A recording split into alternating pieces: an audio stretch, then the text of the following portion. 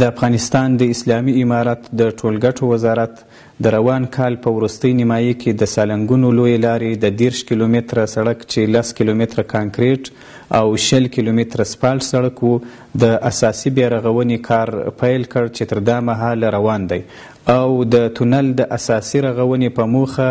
اړتیا وه چې په موقت ډول د سالنګ لویې لارې تونل د ترافیکي وسایطو پر مخ بند او بدیله لار د شیبر کوتل لار غوره سي. دا چې اوس مهال په ژمي موسم کې د شیبر کوتل لاره د سالنګ لویې لارې پر ځای د تګ راتګ لپاره غوره بدیل نه دی او هیوادوالو ته ستونزې پیښوي. په همدې توګه د ټولګټو وزارت رهبري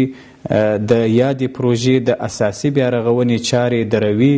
او په حمل میاشت کې بیرته پیل کوي. د یادونې وړ بولو چې 14مه ګالري چې کارونه په بشپړېدو دي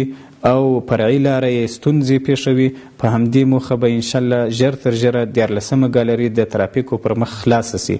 او ټولو درنو هیوادوالو ته ډاډ ورکوو چې د هوسات تګ راتګ په موخه به